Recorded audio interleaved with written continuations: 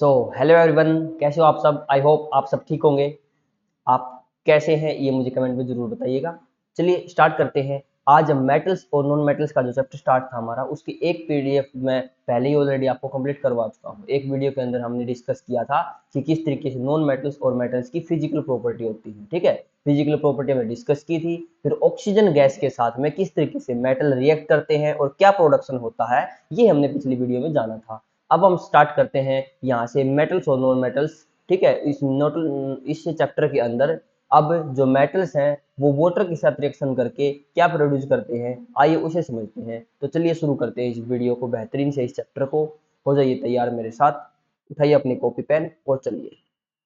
देखिए, पिछली वीडियो में हमने डिस्कस कर लिया था कि किस तरीके से जो ऑक्सीजन गैस के साथ में रिएक्शन होती है किसी भी मेटल्स की। ठीक है, वो हमने यहाँ पर जाना था। जब ऑक्सीजन के साथ में रिएक्शन किया, देखो जैसे कॉपर के ऑक्सीजन के साथ रिएक्शन करवाई थी तो सीओ कॉपर ऑक्साइड बना था, एक ब्लैक कोटिंग उसके ऊपर आ चुकी थी मेटल्स के ऊपर। किस मेटल के ऊपर? कॉपर के ऊपर। ठीक है, जैसे हमने सोडियम के साथ ऑक्सीजन की रिएक्शन करवाई तो सोडियम ऑक्साइड मिला हमें। उसके बाद में सोडियम ऑक्साइड की वाटर के साथ में रिएक्शन करवाने के बाद सोडियम हाइड्रोक्साइड मिला हमें। तो यहाँ पर क्या हो रहा है कि जब ऑक्सीजन के साथ में मेटल्स रिएक्ट कर रहे हैं तो हमें एक बेसिक नेचर प्राप्त हो रहा है। उनका जो बेसिक नेचर होता है, मेटल ऑक्साइड का नेचर कैसा होगा? Basic nature. क्योंकि यहाँ पर बेसिक हमें प्राप्त हो रहा है, उसमें से NaOH हो गया एक तरीके से। ये क्या हो, क्या ऑप्टेंड हुआ हमें? ये बेसिक नेचर का है ना। ठीक है, NaOH बेस होता है, एसिडिक नेचर का नहीं होता।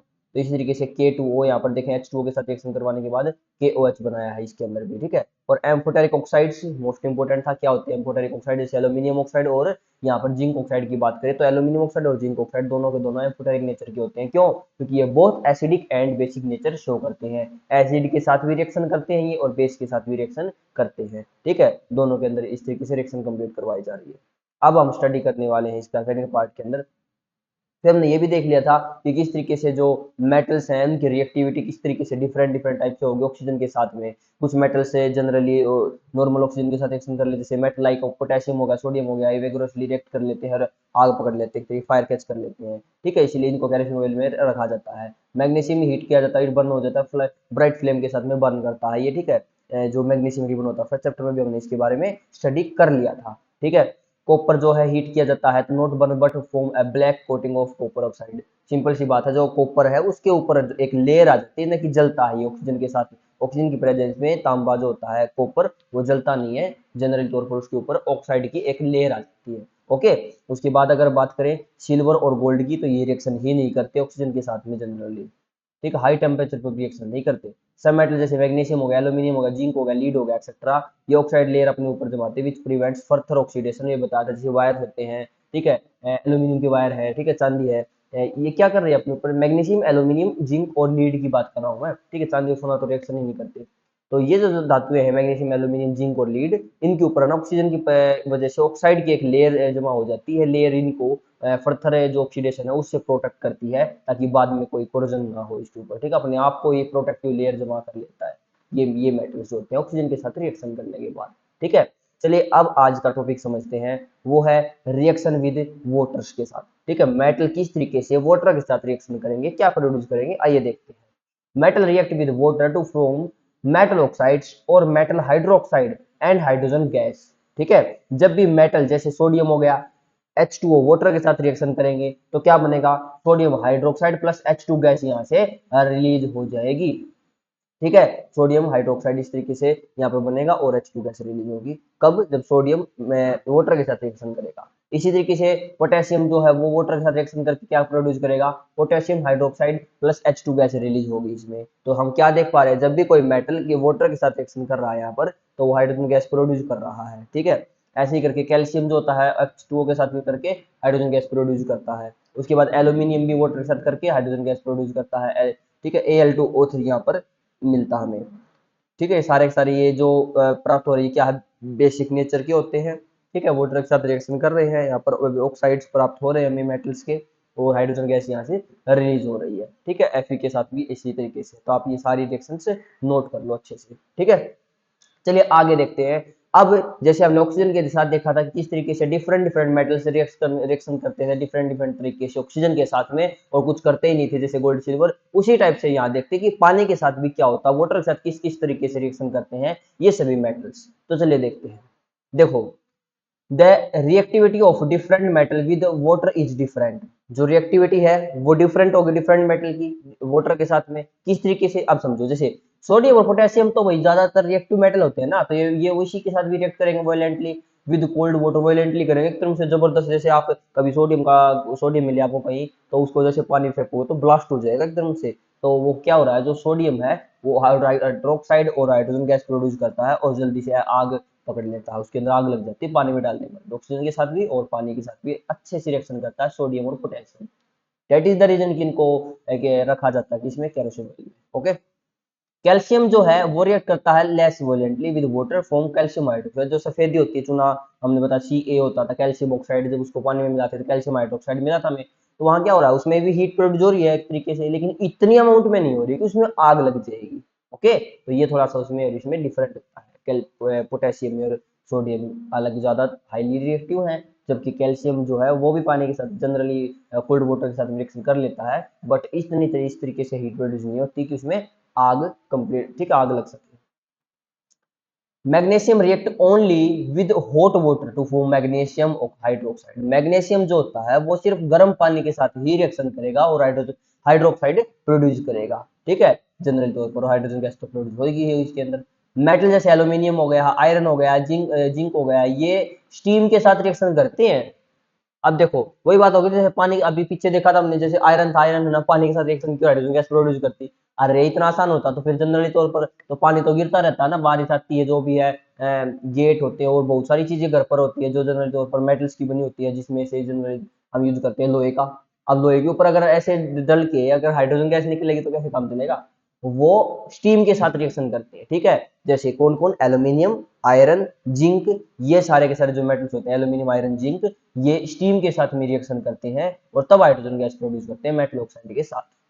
मेटल जैसे लीड, कॉपर, सिल्वर और गोल्ड ये रिएक्शन ही नहीं करते, ध्यान रखना। लीड, कॉपर, कॉपर भी रिएक्शन नहीं करता वाटर के साथ में, चाहे गर्म हो चाहे ठंडा हो चाहे भाप हो कुछ भी हो, ठीक है। मेटल रिएक्शन, ये जो है कॉपर रिएक्शन नहीं करता, लीड भी और जी सिल्वर और gold do not react with water. Okay, समझ में आ गई बात की कौन कोल्ड वाटर में, कौन गर्म पानी में, कौन ठंडे पानी में, ये सारी चीज आपको समझनी होगी अच्छे से, ठीक है। उसके बाद बात करते हैं रिएक्शन विद एसिड्स, कि जब ये मेटल से एसिड के साथ में रिएक्ट करेंगे तो क्या प्रोड्यूस करेंगे, जनरली देखते हैं। अरे जनरली हाइड्रोजन गैस प्रोड्यूस करेंगे, देखो चलते हैं देखो। Metals react with dilute hydrochloric acid या डाइल्यूट एसिड जो भी हो to form salt and hydrogen gas, simple सी बात है, जैसे पानी के साथ रिएक्शन की थी। Magnesium with HCl and produce MgCl2 plus hydrogen gas. Okay, aluminium की HCl के साथ करवाई गई तो AlCl3 plus H2 gas release हो गई इसमें भी। जिंक की करवाई गई तो जिंक के साथ में जिंक क्लोराइड और हाइड्रोजन गैस प्रोड्यूस हुई। उसी के साथ में अगर मैं Fe आयरन की रिएक्शन करवाऊंगा फेरस की किसके साथ, HCl के साथ में, तो भी मुझे FeCl2 प्लस H2 गैस यहाँ से मिलेगी। ओके, तो इस तरीके से जो एसिड होते हैं वो मेटल के साथ में जनरली तौर पर रिएक्ट करने के बाद हाइड्रोजन गैस और सोल्ट प्रोड्यूस करते हैं। सभी के साथ नहीं होता ऐसा, जैसे कॉपर है वो HCl के साथ में रिएक्शन नहीं करता, ये हम आगे स्टडी करेंगे। The reactivity varies from metals to metal. देखो मेटल टू मेटल है ना, रिएक्टिविटी जो होती है वो भी वेरी करती है, कि हर एक मेटल थोड़ी कर सकता है उसी तरीके से। फॉर द अबो मेटल से the decreasing order of reactivity series, अगर डिक्रीजिंग ऑर्डर में देखें तो मैग्नीशियम हो गया, ठीक है, ज्यादा रिएक्टिव है, उससे कम फिर एल्यूमिनियम, फिर जिंक, फिर फेरस, इन सबसे कम है जो ऊपर दिखा रखे हैं, तो यहाँ पर रिएक्टिविटी डिक्रीज होती जा रही है इनकी लगातार। Okay, copper, silver, gold do not react with dilute hydrochloric acid, आ गया ना, कॉपर भी, सिल्वर भी, गोल्ड भी, ये डाइल्यूट हाइड्रोक्लोरिक एसिड HCl के साथ में रिएक्शन नहीं करते, ध्यान रखना इस बात को। Hydrogen gas is not evolve when metals react with nitric acid HNO3, most important है भाई, देखो ध्यान से। हाइड्रोजन गैस इवोल्व नहीं होती जब मैं मेटल की, किसी मेटल की रिएक्शन करवाता हूं नाइट्रिक एसिड के साथ में। अब ऐसा क्यों हुआ देखते हैं। Because it is a strong oxidising agent, because nitric acid जो था एक स्ट्रॉन्ग ऑक्सीडाइजिंग एजेंट है, ऑक्सीकारक है अभी, ठीक है, प्रबल ऑक्सीकारक जिसको हिंदी में कहते हैं, ठीक है, स्ट्रॉन्ग ऑक्सीडाइजिंग एजेंट होता है। ये मेटल के साथ में रिएक्शन करके हाइड्रोजन गैस प्रोड्यूस नहीं करता, ठीक है, ये एसिड नाइट्रिक एसिड।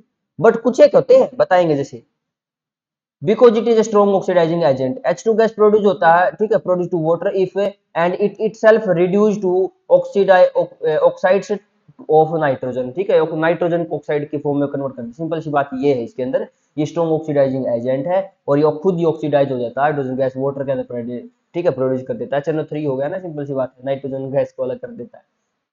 तो एक्चुअल में हो क्या रहा है यहाँ पर, ये परबल ऑक्सीकारक हो गया, लेकिन मैग्नीशियम और मैग्नीज जो होते हैं वो इसके साथ में रिएक्शन करने के बाद हाइड्रोजन गैस प्रोड्यूस करते हैं, ठीक है।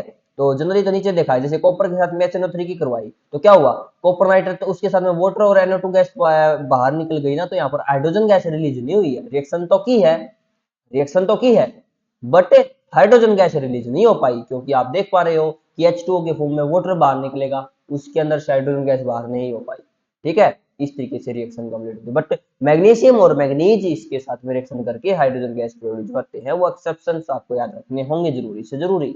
ओके, चलो आगे। अब देखते हैं reaction of metals with metal salt solution. अब जो मेटल है उसकी मेटल सॉल्ट जो बने थे अभी अभी, जैसे अभी मेटल सॉल्ट ही तो होते हैं वो सारे, जैसे सोडियम हमने अभी अभी बनाए थे, जैसे एल्यूमिनियम की क्लोराइड के साथ में करवाई थी, जिंक क्लोराइड बनाया था, फेरस क्लोराइड बनाए थे, ठीक है, HCl के साथ रिएक्शन करवा के, तो वो मेटल क्लोराइड बने हुए थे सारे के सारे। तो एक्चुअल में थे क्या, वो मेटल सॉल्ट ही तो थे। तो मेटल सॉल्ट की जब मैं मेटल्स के साथ में रिएक्शन करवाऊं तो क्या होगा देखते हैं। जैसे Mg है ना, कॉपर सल्फेट के साथ में करवाई। अब कॉपर सल्फेट क्या है, एक तरीके से समझ रहे हो आप, कॉपर सल्फेट, ठीक है, सॉल्यूशन लिया हमने यहाँ पर। तो मैग्नीशियम की रिएक्शन करवाई जो कॉपर सल्फेट के साथ, तो क्या होगा, पहले लाइन पढ़ते हैं। A more reactive metal displace करता है लेस रिएक्टिव मेटल का from its salt solution. Displacement reaction, अरे 10th क्लास के फर्स्ट टीचर चैप्टर में तो आपने पढ़ा होगा ना, नहीं पढ़ा, पढ़ा था ना, बस फिर तो वही तो बात कर रहा हूं मैं, डिस्प्लेसमेंट रिएक्शन, हाँ वही, आए याद, ठीक है, नहीं आया तो फिर आएगा भी नहीं तुम्हें, फर्स्ट चैप्टर पढ़ लिया होगा ना, तभी तो इसको पढ़ रहे होगे, देख लो। अरे सॉरी, ठीक है, गुस्से में हो जाते हैं कभी कभी, कुछ ऐसा लगता है आपको वही चैप्टर नहीं आता होगा। चलो देखते हैं। Magnesium displace copper from copper sulphate solution. Magnesium जो होता है वो डिस्प्लेस करता है कॉपर को कॉपर सल्फेट के सॉल्यूशन में से। कॉपर सल्फेट का ही तो सॉल्यूशन, कॉपर को ही मार के भगा दिया किसने, मैग्नीशियम ने। क्यों, क्योंकि भाई स्ट्रॉन्ग है उससे, है ना, हाईली रिएक्टिव है ना, इसलिए उससे ज्यादा रिएक्टिव है। जिंक डिस्प्लेस करता कॉपर को भी कॉपर सल्फेट सॉल्यूशन में से, बिकॉज जिंक जो है वो मोर रिएक्टिव है देन कॉपर, इसीलिए तो इसको डिस्प्लेस कर रहे हैं ये सारे के सारे, बेचारा कुछ नहीं कह रहा। कॉपर सल्फेट को, ठीक है, जिंक भी मैग्नीशियम भी, दोनों के दोनों रिएक्शन करवाने के बाद क्या बनेगा, मैग्नीशियम सल्फेट और कॉपर अलग हो जाएगा, जिंक सल्फेट कॉपर अलग हो जाएगा, इस तरीके से। आयरन भी डिस्प्लेस कर देगा इस कॉपर को, और फिर यहाँ पर फेरस सल्फेट और कॉपर अलग हो जाएगा, ठीक है ना। जैसे जिंक सल्फेट हो गया है, ये हो गया, इन सभी, इस फेरस सल्फेट वाला है, इसका कलर किसी ग्रीन कलर का आ जाए, पहले ब्लू कलर था कॉपर सल्फेट का, ब्लू से यहाँ पर ग्रीन कलर मिल जाएगा। ऊपर आप इन दोनों के कलर देख सकते हो, मुझे नहीं पता, तुम देख लेना, ओके। चलो आगे देखते हैं। जैसे यहाँ पर एक्शन भी करवाया गया टेस्ट ट्यूब के अंदर, आप देख सकते हो मैग्नीशियम का पाउडर यहाँ पर लिया इसके अंदर, ठीक है, यहाँ पर क्या लिया, ब्लू का कॉपर सल्फेट का सॉल्यूशन ले रखा, रिएक्शन कंप्लीट करवाई गई। इस तरीके से यहाँ पर कॉपर के पीस तो आपको नीचे प्राप्त होंगे, मिलेंगे colourless magnesium sulphate. Magnesium sulphate का कलर कैसा होगा, पता चल गया होगा, कैसा, कलरलेस। मैग्नीशियम सल्फेट का कलर कैसा, कलरलेस सर, कोई कलर ही नहीं, वेरी गुड। 15 to 20 मिनट्स आप आयरन नेल को इसके अंदर डिप करोगे तो आयरन नेल के ऊपर यहाँ पर कलर देखो, आयरन जो copper metal on iron, copper का मेटल आयरन की इस नेल के ऊपर डिपॉजिट हो जाएगा, और यहाँ पर जो है ये ग्रीन कलर इसके अंदर शो होगा, green iron sulphate solution. Okay, आई बात समझ में, आ गई ना। चलो आगे देखते हैं। इस वीडियो के अंदर ये टॉपिक और देख लेते क्या, रिएक्टिविटी सीरीज ऑफ मेटल्स। अब बार बार ये बात कर रहे हैं सर, वो उससे रिएक्टिव, वो उससे, किस तरीके से याद रखेंगे कि कौन सा मेटल किससे ज्यादा रिएक्टिव है या नहीं है, तो आपको ये सारी की सारी याद करनी पड़ेगी, ये जो मैं सामने आपके ये टेबल दिखा रहा हूँ। ओके, ये एक रिएक्टिविटी सीरीज है जो कि शो करती है किस तरीके से कौन सा मेटल कितना ज्यादा रिएक्टिव है किस एक दूसरे से। सबसे ऊपर आएगा पोटेशियम और सोडियम, जो मोस्ट रिएक्टिव मेटल्स होंगे, ठीक है। पोटेशियम, सोडियम और कैल्शियम मोस्ट रिएक्टिव के अंदर आ रहे हैं, मैग्नीशियम भी इसके अंदर इंक्लूड कर लिया, एल्यूमिनियम तक भी, ठीक है, यहाँ कोई दिक्कत नहीं है, लेकिन सबसे ज्यादा रिएक्टिव कौन हो गया, सोडियम और पोटेशियम, ठीक है जी, ठीक ठाक है, कैल्शियम, मैग्नीशियम और एल्यूमिनियम। फिर आता है रिएक्टिविटी डिग्रीज होती चलेगी ढंग से, ठीक ठाक सी ही रहेगी, बस रिएक्शन तो करेंगे, कौन से, जिंक, आयरन, लीड, ठीक है। अब हाइड्रोजन भी इसके अंदर इंक्लूड कर दिया मेटल्स में ही, ठीक है। फिर है कॉपर, मरकरी, उसके बाद देखो सिल्वर तक भी, बट सीधी सी बात सबसे ज्यादा लिस्ट रिएक्टिव तरीके से ढंग से रिएक्ट ना करे ही ना बिल्कुल लगभग, तो सिल्वर और गोल्ड होंगे, एजी और एयू, ठीक है ना। एजी क्या होगा सिल्वर, एयू गोल्ड होगा। ओके, तो ये थे रिएक्टिविटी सीरीज। आई बात समझ में, यहां तक आपको सारी चीजें अच्छे से कंप्लीट है, क्लियर है? Are you understand this topic clearly? मुझे कमेंट सेक्शन में जरूर से जरूर बताओ। और अगर आपने वीडियो यहाँ तक देख ली है ना, इसका मतलब है ना चैनल को सब्सक्राइब नहीं कर रहे हो आप, अच्छी बात नहीं है, पहले वो करो, जल्दी करो। चलो आगे बढ़ते हैं। देखिए अब टॉपिक आया हमारा, how do metals an atom, ठीक है, मेटल्स और नॉन मेटल्स रिएक्ट के किस तरीके से करते हैं, मेटल्स नॉन मेटल्स, ठीक है, उनकी रिएक्शन किस तरीके से, सोडियम है यहाँ पर, सोडियम को आयंस में कन्वर्ट करेंगे, तोड़ेंगे। तो चलिए इस वीडियो के अंदर हम 15 से 60 मिनट की वीडियो कंप्लीट कर चुके हैं। आप यहाँ तक इस चैप्टर को अच्छे से नोट करो, रिवाइज करो, क्योंकि चैप्टर थोड़ा सा लंबा है, इसके आपके 4 पार्ट के करीबन आराम से बन सकती है, जिसमें से सेकंड पार्ट हमारा ये कंप्लीट हुआ है। ठीक है, तो वीडियो यहाँ तक आपको अच्छे से अगर पसंद आई है तो इसको वीडियो को लाइक करो, शेयर करो, चैनल को सब्सक्राइब करो। ठीक है, आपकी मर्जी चलती है इस चीज के ऊपर, तो हम अपनी नहीं चला सकते, सिंपल सी बात है भाई। तो बट फिर भी आपका सपोर्ट ही और आपका ये लाइक ही हमारे लिए एक मोटिवेशन होता है। ठीक है, तो चलिए मिलते हैं नेक्स्ट वीडियो के अंदर, तब तक के लिए हंसते रहिए, मुस्कुराते रहिए, बाय बाय, जय हिंद।